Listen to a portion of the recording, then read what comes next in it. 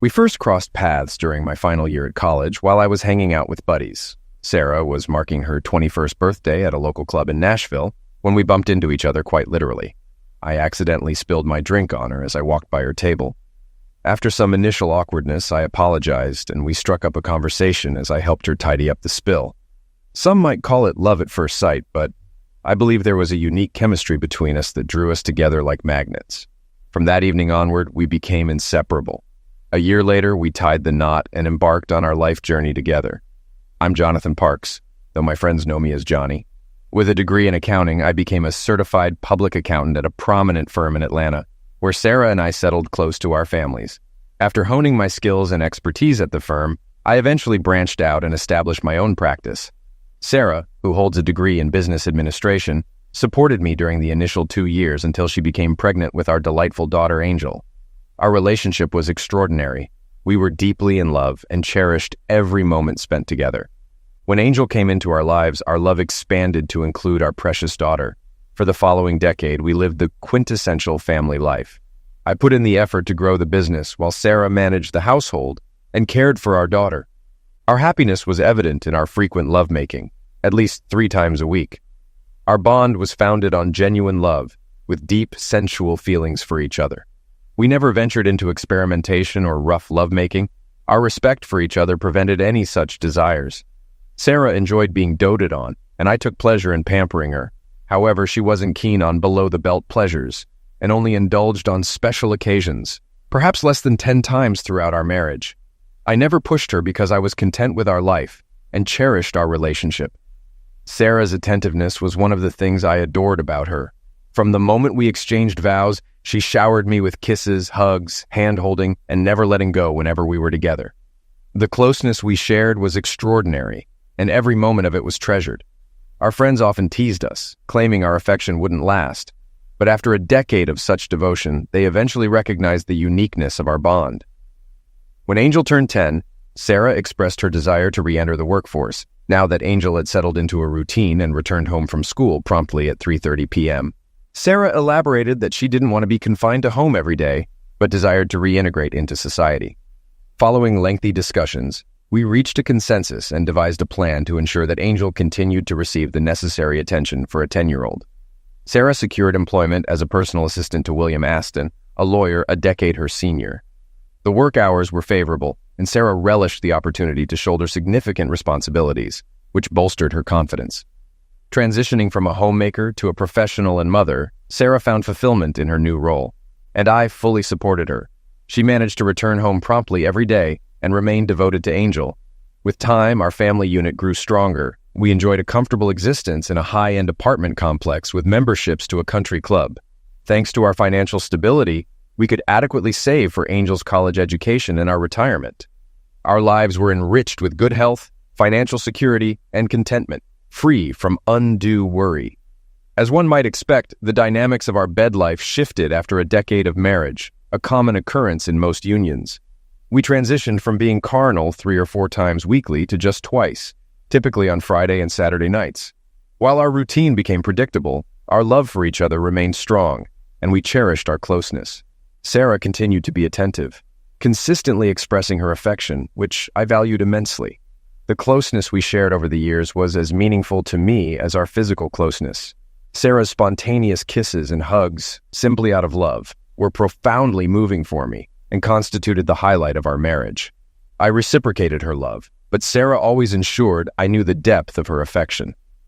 As Angel became involved in the math club and stayed late after school, returning home around 5 p.m., Sarah also began working late twice a week. This arrangement proved beneficial as it coincided with Angel's return home, aligning with my schedule.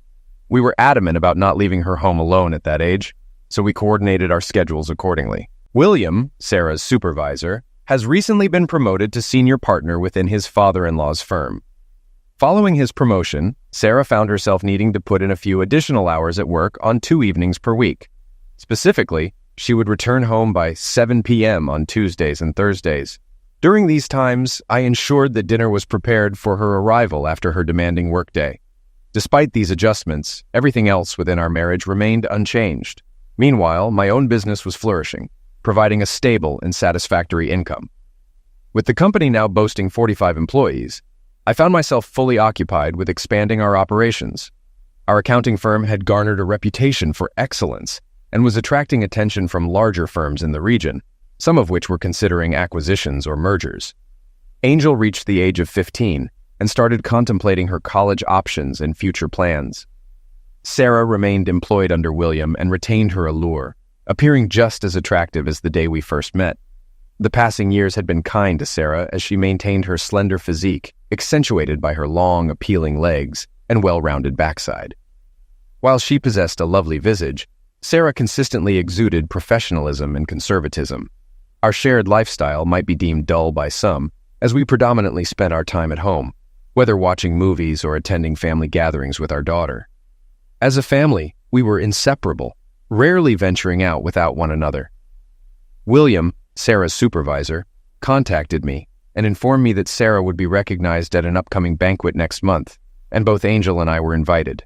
I excitedly informed Angel that her mother would be receiving an award for her exceptional work in her profession.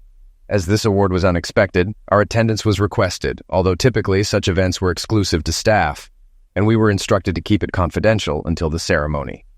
Sarah's dedication over the past 5 years under William's leadership had not only enhanced her professional fulfillment, but also boosted her self-esteem, evident in her improved demeanor at home. Knowing her diligence and the esteem she held within the company, learning about the award filled Angel and me with pride. Sarah mentioned an impending business meeting at the downtown Ritz-Carlton where she would be working late to prepare a presentation for the entire company. She eagerly anticipated the opportunity and dedicated numerous hours to crafting her presentation in the weeks leading up to the event. Unaware of our invitation or her impending award, Sarah remained unaware as Angel and I kept the secret, eagerly awaiting the ceremony. Anticipation grew as we prepared for the event. I accompanied Angel on a shopping trip for a new dress and acquired a new suit to ensure Sarah's presentation would make her family proud. At the award ceremony, Sarah donned a knee-length dress with an elegant cutout back, projecting professionalism while accentuating her graceful curves. Despite being 37, she exuded attractiveness and desirability. Before the limo arrived to escort her, Angel and I embraced her, wishing her luck with her presentation. With 2 hours to prepare, we dressed promptly and arrived at the venue on time. About 30 minutes before Sarah's presentation, a host greeted us, seating us at a table positioned center stage with a breathtaking view of the podium. Angel and I were made to feel special, with everyone expressing their admiration for Sarah and their delight in meeting us. We felt warmly welcomed and content to be in the company of our wife and mother.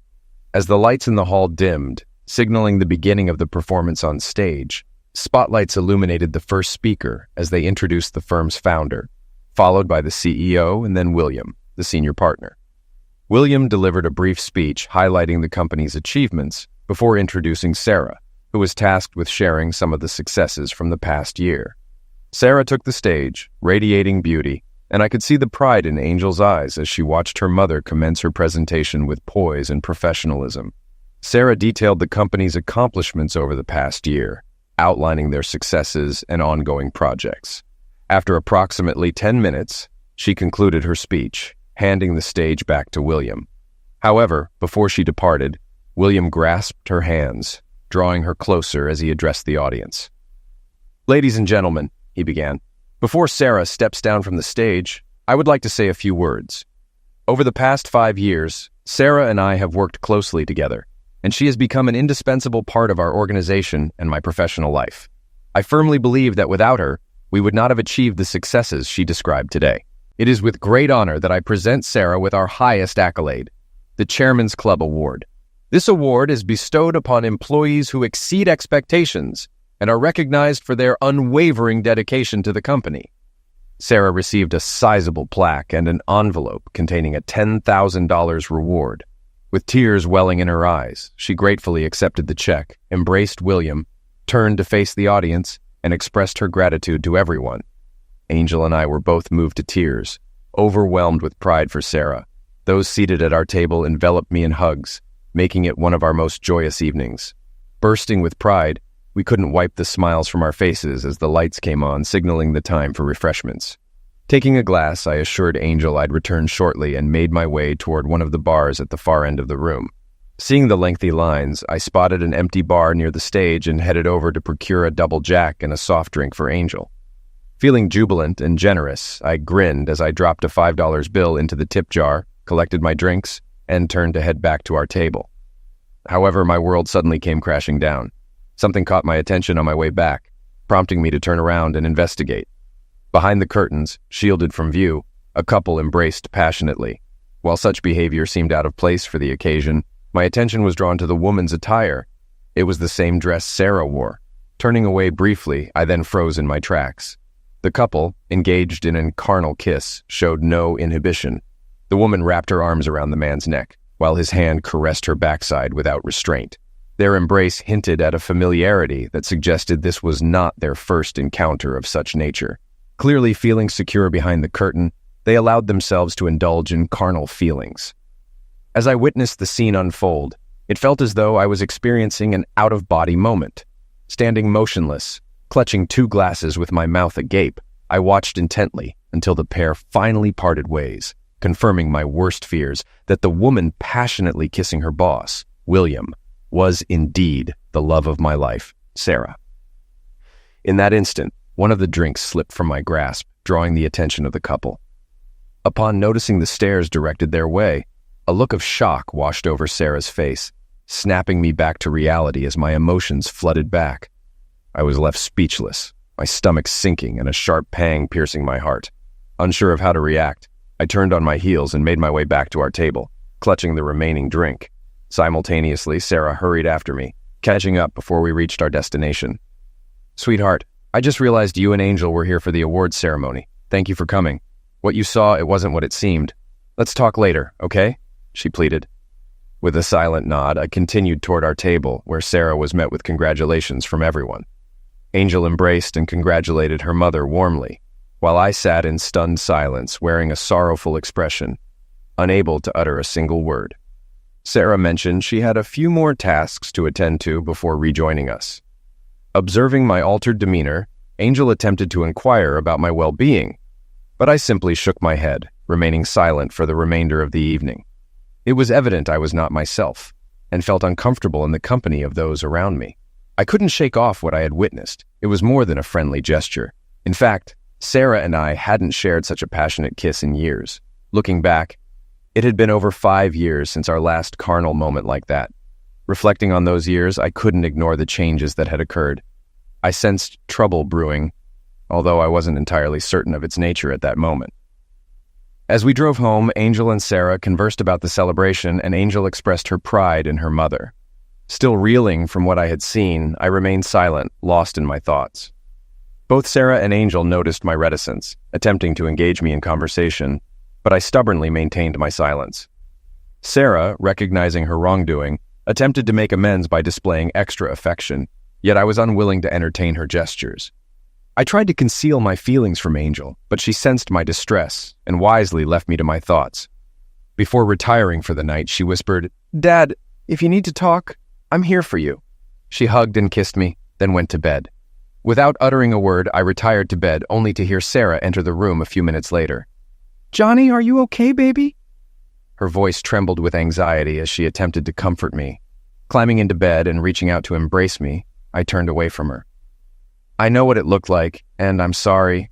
I don't know what to say, but it wasn't what it seemed. Please talk to me." I lay in silence, consumed by anger that began to overshadow my shock. I refrained from speaking as I had nothing to say to her, knowing any words I uttered would only be hurtful and unproductive. She persisted in her attempts to console me, but I rebuffed her, falling into the worst dream of my life. The following morning, I awoke to sunlight streaming through the window, bracing myself for what I knew would be a challenging day ahead. Recalling the events from the previous night, I struggled to comprehend the situation. After freshening up, I returned to the bedroom to find Sarah watching me, attempting to act as if nothing had happened. "Good morning, honey. Did you sleep well?" she asked, oblivious to the gravity of the situation. Ignoring her question, I dressed and glanced at her before leaving the room. Turning to her with a disdainful glare, I spoke for the first time since the banquet. "How long?" When she offered no response, merely staring at her hands, I left her presence to gather my thoughts over breakfast. My mind was in turmoil. I knew things would change between us. and I awaited the truth about her affair. Sarah understood the importance of honesty, knowing any deception would be discovered. Our bond had always been strong, and she had never given me cause to doubt her fidelity. Despite this, I hadn't noticed any alteration in our closeness, as she still embraced and kissed me as she always had. How can she behave in such a manner while engaging in an affair? I'm perplexed. If she's involved with him, how can she continue to display affection towards me? Is it possible that the woman I adore is truly having an affair with William? Oh goodness, this is dreadful. I'm in disbelief that this has occurred. William understands he shouldn't display affection outside of his office, but tonight he couldn't resist kissing me. I admit, I enjoyed his embraces and kisses, and the evening was exhilarating, so I can comprehend his enthusiasm. However, he's aware of my strict rules regarding public displays of affection and the risks involved. Now I'm faced with a major dilemma. How do I explain to Johnny what he witnessed? He's not oblivious, and I know it won't be easy. I recall the inception of my affair with William. It began a year after I became his assistant, during a tumultuous period in his marriage. With 6 young children, including twins, his wife was overwhelmed and preoccupied. As they navigated their difficulties, William confided in me about his struggles. Our bond grew stronger, and I supported him through his trials, albeit with unintended consequences. William, a strong and compassionate man, earned my admiration, and I felt compelled to bring him solace. Amidst the turmoil, there were instances where I embraced him, reassuring him that everything would improve with time and love for his wife. During one such embrace, we experienced a surge of passion, culminating in a kiss that ignited a carnal encounter on his office sofa. Looking back, I recognize my selfishness and the trap I fell into. The esteem I held as William's assistant inflated my ego, leading me to believe I was above others in the office. William was lavish with praise and compliments in the workplace, and his imminent promotion to CEO fueled my sense of self-importance. So when I witnessed his distress that fateful evening, I felt emboldened to assuage his emotions. Following a heated exchange with his wife over the phone, William was visibly distraught. Offering reassurance, I hugged him, insisting that everything would be all right. Our embrace escalated into a kiss, and as our eyes met, it evolved into a 2-hour liaison in his office. I was captivated by his influence and surrendered myself entirely. My natural inclination towards displays of affection, hugs and kisses, further solidified our bond and closeness. Afterward, I was consumed by guilt and contemplated confessing to Johnny, but the thought of jeopardizing our marriage deterred me. Upon returning home, I was certain Johnny was aware of my indiscretion. Yet, as always, he and Angel greeted me with unwavering love and affection. My heart ached with guilt, but in that moment I resolved to keep silent, vowing never to revisit the incident. After all, that evening was a singular occurrence unlikely to be repeated. The next day, we had a conversation with William, acknowledging that what occurred would not repeat itself, understanding it was a one-time occurrence we needed to move past. In the ensuing months, we often worked late into the night, and before long, I found myself back in William's comforting embrace. I had no inclination to betray Johnny, as I loved him wholeheartedly and had no desire to inflict damage or jeopardize our marriage. However, being with William was a unique experience. He provided a sense of security with his imposing stature, despite not possessing the physical allure of my beloved husband. William, being overweight and bald, lacked the charm of Johnny. Johnny was well acquainted with William and harbored no concerns about him, placing full trust in me. Consequently, he had no qualms about me working alongside William in the evenings. William's stature, over 6 feet tall with robust arms and a substantial physique, contrasted starkly with his unattractive appearance. The allure of his physicality, particularly his sizable member, captivated me from the outset, leaving me longing for more. Our encounters introduced me to sensations and experiences previously unexplored, fueling an escalating desire for closeness.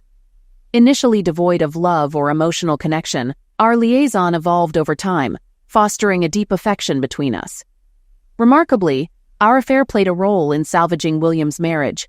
Our time together twice a week seemingly alleviated his domestic burdens. This arrangement allowed me to aid William without compromising Johnny's well-being, thereby justifying my actions and absolving myself of guilt. Meanwhile, my personal life remained fulfilling.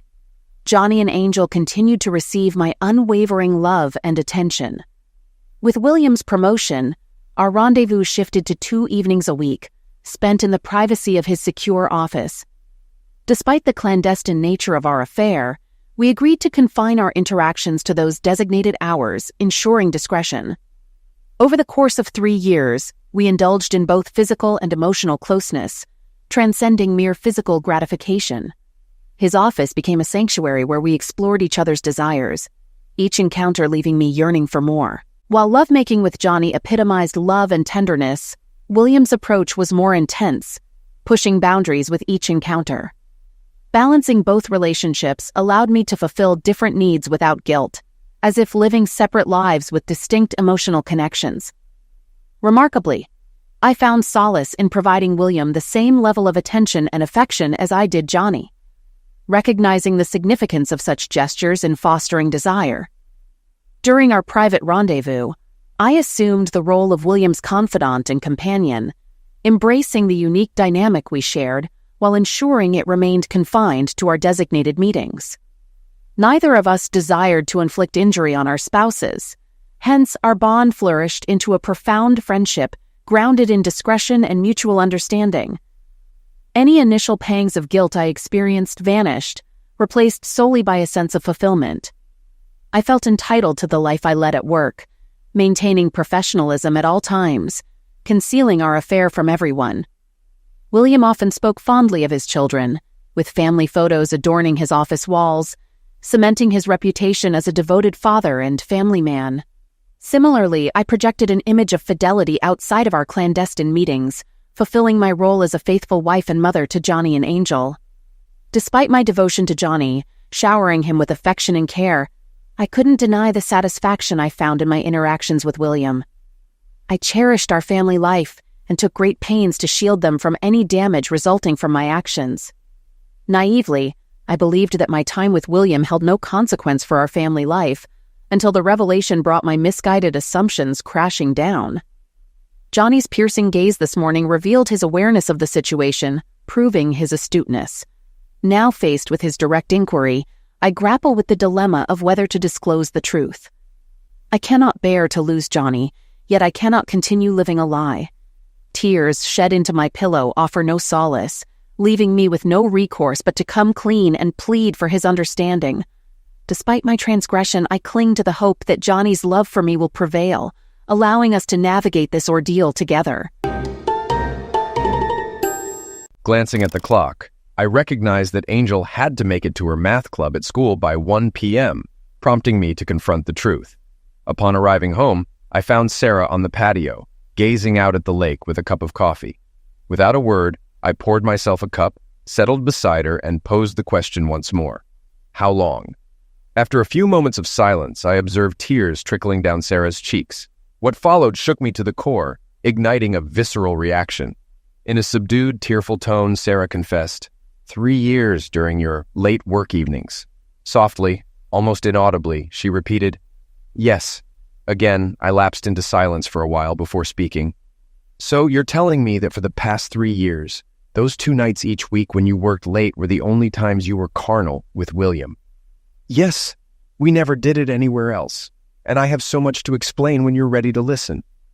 So you're admitting that you've been having an affair with your boss twice a week for 3 years. You don't need to be a mathematician to figure out the frequency. Over 300 times, I assume you didn't stop at just once each time. Sarah, you've betrayed me over 500 times. Do you think any man could bear that? As tears continued to fall, I continued. You both must have found it amusing, ridiculing me as the clueless man. I can only imagine the insults hurled at me behind my back. Thank you, Sarah. I never imagined you capable of this. You've shattered our marriage and my heart. Johnny, it's not like that. But it is, I interjected sharply, instructing her to stop. Rising from the porch, I left her there, tears streaming, pleading for me to stay. Externally composed, internally raging, I retreated to regain control of my emotions. Betrayal was uncharted territory, and I needed time to process, to comprehend her words, and decide my next move. I needed someone to confide in, and the only person left was my brother, Tony. While we were close growing up, we followed different paths in life. Tony spent 5 years in federal prison for euphoria pills trafficking, mingling in risky circles. In contrast, I was a church attendee, a tax-paying accountant with a clean record. Though we didn't communicate often, Tony always leaned on me for support. I stood by him during his trial and managed to reduce his mandatory 20-year sentence to 5 years through my connections. That morning, I reached out to him. "Hey, Tony, it's me, your older brother." "Bro, how's it going? What's up? You sound troubled. Got something on your mind?" "Yeah, it's tough. Sarah cheated on me and I just found out. I'm feeling torn up and hurting. Drinking doesn't help. I just needed to talk to someone. Sorry to unload this on you." "Wow, that's rough. I care about Sarah too. Do you know who it was and how it happened?" "I know who, but not all the details yet. I want to get back at that guy. I'm so mad I could strangle my wife." "Listen, I've known people who've been through this. I get how you're feeling. You need to let go of that anger. Hit the gym, go for a run, whatever helps you chill out. I'll help you through this. Get the facts, then decide what to do. Stay composed even though it won't be easy. Call me tomorrow. Let me know what you find out. Trust me, I got your back." "Thanks, Tony. I appreciate it. I'll give you a call tomorrow." On the way, I passed by a mattress store and had an idea. I parked, took the plunge, knowing I wasn't leaving the marriage until Angel went off to college in 2 years. There was no way I was sharing a bed with Sarah again. I wasn't budging from my bedroom. The rest would fall into place later. I told the salespeople I'd pay full price for 2 full-size beds with assembly and delivery scheduled for today at 4 p.m. I messaged Angel, informing her that I'd pick her up, drive to school, and wait in the parking lot. During lunch, I delicately broached the subject of upcoming changes at home. "What went down at dinner last night, Daddy? Something seemed off. I'm not clueless. Please don't keep me out of the loop. It's not right. You've always been upfront with me." "Fair enough. Given the gravity, you deserve to know. I caught your mom and her boss sharing a kiss backstage." "Dad, maybe it was just a congratulatory peck. You can't overreact to a kiss." "After our confrontation, she confessed to a 3-year affair. It's incomprehensible. Our dynamic has shifted permanently." 3 years? Are you thinking about divorcing her, Dad?" "Not immediately. I'm grappling with this. We'll stay married, but things will change. You need to stay impartial. She's your mom, and she loves you. This is between us. You've been a blessing, a stellar daughter. I don't want your life altered by our mistakes. Please reserve judgment. Just know we cherish you above all else." She wept, acknowledging the pain I felt. I didn't want her to feel guilty, but it was necessary for her to understand the changes in our household. Sarah's surprise was evident when she saw us arrive together. From Angel's expression, she knew what I had revealed. Angel shot her a glare and retreated to her room without a word. "Did you tell her?" "She sensed something was off and deserves to know. Our lives will shift and she needs to grasp why. You can explain when she's ready." "What do you mean by everything changes? Divorce isn't on the table, right? If it ever happens, it won't be now. I want to see how this plays out. Plus, I wouldn't do that to Angel. But things will definitely be different starting today. Johnny, let me explain and try to understand. You're my husband, and I love you." "Well, you had lovemaking with William over 500 times behind my back. That's it." "Sarah, I don't know if there's anything you could say that any self-respecting man would accept. Do you think I'm that weak? Obviously, you're not serious. What breaks my heart is losing the closeness I cherished. I'll never share a bed with you again. I'll miss making love with you, but not as much as your affectionate kisses and hugs. That'll hurt the most. Other changes are inevitable. You broke our vows and our marriage contract. Like you, I won't be faithful anymore. I'll seek another relationship. I never considered it before, so it may be a while before I find someone I like. You can keep seeing your lover because you won't hear from me again." It was as if she had been struck in the head, visibly recoiling from my words. Losing her balance, she shuddered and collapsed onto the sofa. "Johnny, you can't see other women. It would destroy me and I won't allow it. I love you. It's not how it seems." "I understand it's difficult, but let me try to explain, Sarah. 500 times behind my back and now you're worried about consequences? You changed everything, Sarah. Don't forget this all happened because of your deceit, lies, and infidelity." At that moment, the doorbell chimed. I ushered in the installers and pointed them toward the bed that needed disassembly. They got to work. What's happening? Who are these people? Well, Sarah, since I'll never share a bed with you again, it wouldn't be fair for either of us to move into the spare room. So I bought 2 new beds. Our current bed is being taken apart now, and the new ones will be set up later.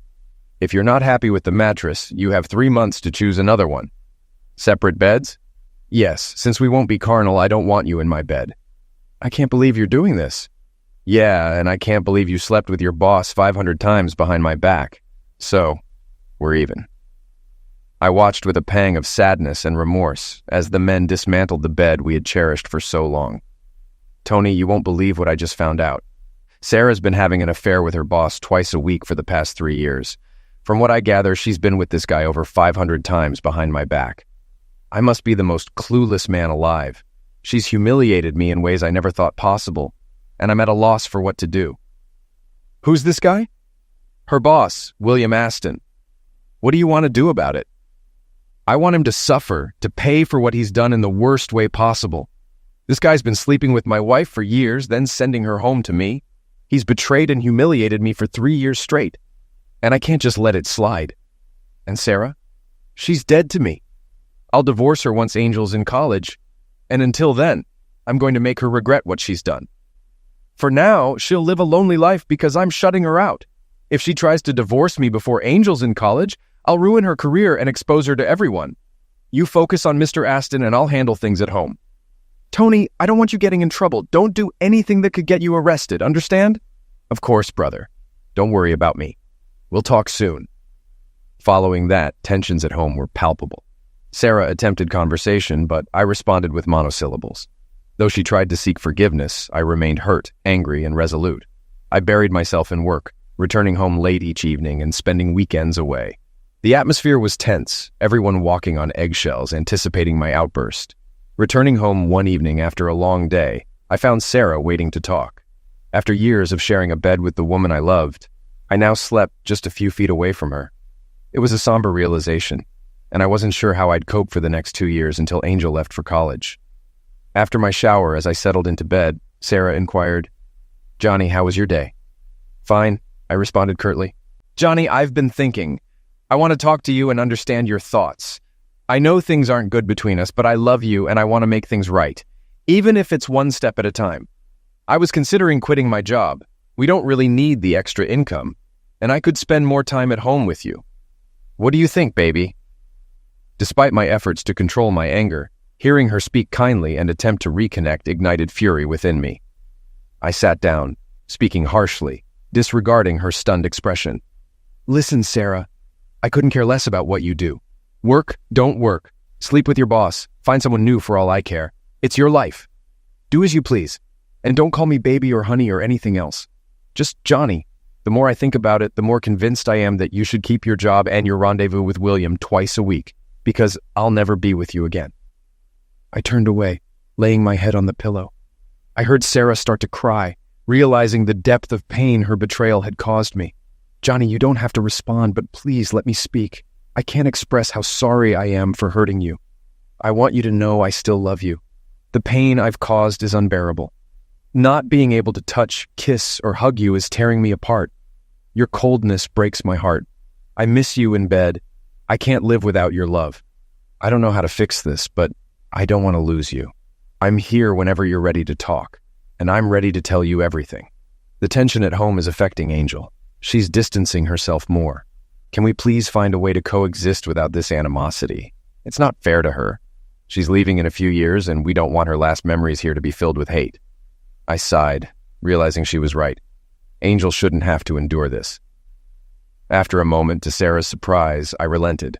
"Fine, make an appointment and I'll go. But I'm doing this for Angel, not you." Sarah's face lit up, tears now of relief. "Oh, thank you, Johnny. I'll take care of it." The next evening, she informed me she found a therapist and had an appointment the following day. Our joint session was scheduled for Friday at 3 p.m. I knew Sarah was right. If we wanted to avoid divorce in the next 2 years, we had to find a way to coexist peacefully. Angel was hopeful about counseling, yearning for a chance to mend our family. It was the first time she smiled in weeks. "Johnny, Angel was thrilled about the couple's counseling. Her smile was priceless when I shared the news, Sarah mentioned that evening. Each night after work, I'd head out for dinner, avoiding spending time with Sarah. However, deep down, I yearned to be home with my daughter, missing her smile, hugs, and the sound of her calling me daddy. Sarah attended her individual session, returning home that evening emotionally drained. Upon finding her in tears, I realized it must have been challenging for her to confront the extent of her betrayal to our family.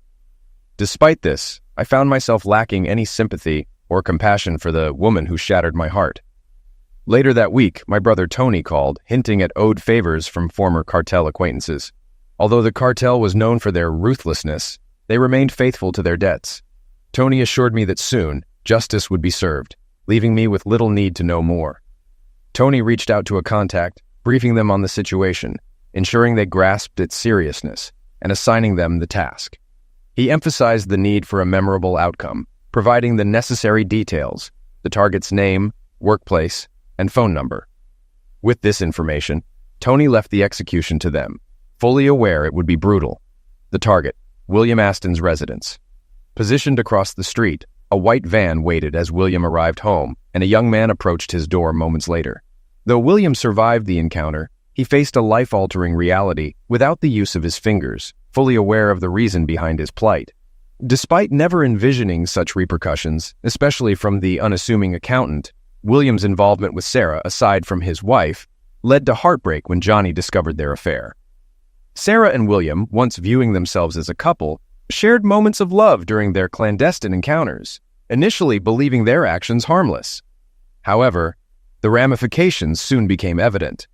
William faced termination, requiring psychiatric treatment and facing medical challenges, all while forfeiting his passion for golf. Their seemingly perfect liaison resulted in irreversible consequences, underscoring the impact of choices. When I met with Dr. Doris Winters, the consultant, things unfolded just as I anticipated. Dr. Winters initiated the conversation, saying, "Johnny, Sarah and I had a meeting this week. She filled me in on everything, and I explained our session dynamics to her. Thank you for being here and trying to navigate your way back. Please be honest in your responses, and rest assured that confidentiality is paramount. I've heard it all, so nothing will shock me. I say this so you can feel at ease speaking openly to a stranger." I nodded, awaiting the next steps. "Sarah, please share with Johnny what you aim to achieve from these sessions." My wife, tearful, looked at me and expressed, "Johnny, there's so much I need to say. I want to rebuild our family, to reconnect with you emotionally and physically. I want us to find our way back to each other, to how things used to be." Her sincerity was palpable, though it pained me to witness her anguish over my lost affection. Nevertheless, I remained composed, silently observing as she dabbed her eyes with a handkerchief. "Mr. Parks, what do you hope to gain from these sessions?" "Dr. Winters, I want to rid myself of the fixation on the number 500.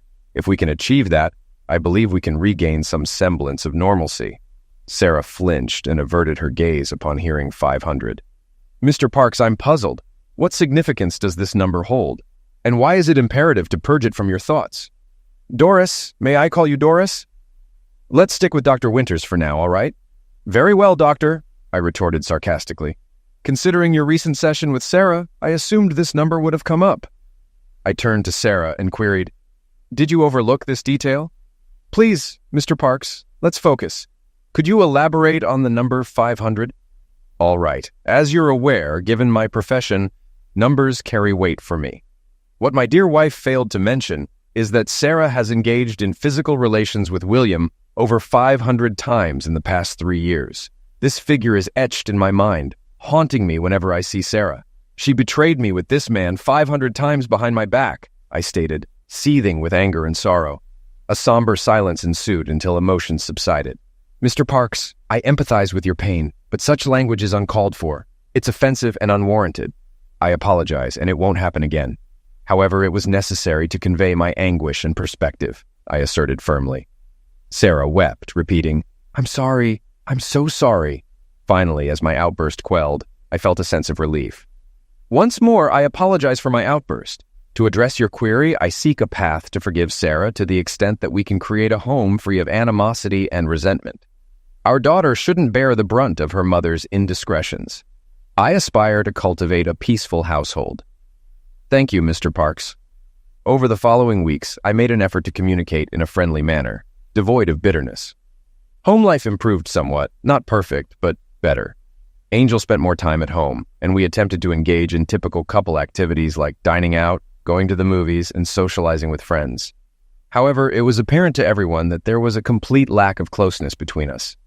I refrained from holding Sarah's hand, kissing her, or allowing her to touch me, prompting concerned inquiries from friends who noticed the stark contrast from our previous years of marriage. Despite our evident struggles, we persevered. When Sarah learned about William's accident, she was taken aback. Though William remained silent about the incident, Sarah suspected my desire for revenge and possibly my involvement. That evening, she observed my reaction as she recounted the break-in at her former boss's house and the ensuing attack. My response, a fleeting smile and a casual remark, drew her attention. "Really? Is that all you have to say?" Her tone struck a nerve, prompting me to glare at her. "Oh, forgive me for not shedding tears over your lover's misfortune. Shall we send him flowers, dear?"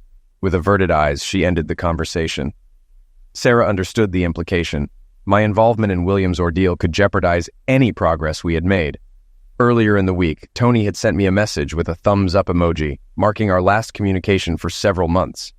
As things settled, I wondered if the police would uncover Sarah and William's affair and question me about the attack. However, no such investigation occurred. The police eventually classified the incident as an open case, and the perpetrators and motive remained elusive. As promised, Johnny began dating and staying out late into the night. When Sarah attempted to question him, she realized it was best to mind her own business and avoid causing any trouble. Johnny clarified that they were only married in name and were living together for the sake of their daughter. Gradually, they managed to maintain a polite facade towards each other, making their home life outwardly tolerable. Sarah finally grasped the extent of the hurt she had caused her husband, with no way to undo it. Johnny preserved the appearance of their family life by warning her that he would expose her affair to their family and friends and make her life miserable if she pursued a divorce. Before Angel left for college, Sarah felt married but lonely, lacking the love she once lived for. The hugs, kisses, and affection that once defined her life were now lost, shared with two men who were no longer hers. She continued to lead a melancholic existence, knowing her husband was enjoying himself with another woman, which only added to her anguish. Although counseling offered some solace, Sarah walked a solitary path, knowing Johnny would never forget her devastating betrayal. She acknowledged her own role in destroying the marriage and the man she loved through her vanity, selfishness, and folly. Angel, who adored her mother, offered no sympathy. Instead, she reminded Sarah that she had brought this upon herself. Despite her love for Sarah, Angel could never forgive her for inflicting so much pain on her father. Meanwhile, William found himself unemployed and divorced, living in a modest apartment on a tight budget. He surrendered nearly 70% of his possessions and the house where his ex-wife, Joy, would reside for another decade until their youngest child turned 18. Struggling with depression and physical limitations, he was ironically abandoned by both the women he once loved and had affairs with, ending up alone and unwanted, just as his assailants had promised. His amputated limbs served as constant reminders of his affair with Sarah. A year post-divorce, William met a tragic end, struck by a truck. Witnesses claimed he walked into traffic without a backward glance. Officially deemed accidental, those close to him believed it was self-destruction. Sarah comprehended his despair and even contemplated a similar fate. After their affair, Sarah and William never exchanged words again, both enduring torment from their infidelity in distinct yet equally agonizing ways. Once Angel departed for college, Johnny arrived home with divorce papers. Initially tempted to wreak havoc on Sarah's finances, he opted for an equitable split. Though he forgave her over the years, the love he once held faded irretrievably. Sarah, unsurprised by the papers, signed them without contest, acknowledging her role in the dissolution of their union. Despite her shattered faith in love, she found solace in the prospect of a fresh start, determined never to stray again. Divorcing the woman he adored proved excruciating for Johnny, laden with remorse. He longed to undo the past or find forgiveness for Sarah, yet the specter of 500 inches haunted him relentlessly. They sold the house and divided assets. Johnny embarked on a fling with Trisha, a dancer 15 years his junior, seeking distraction rather than love. Eventually, amid newfound joy, he discovered in Trisha a partner worth cherishing.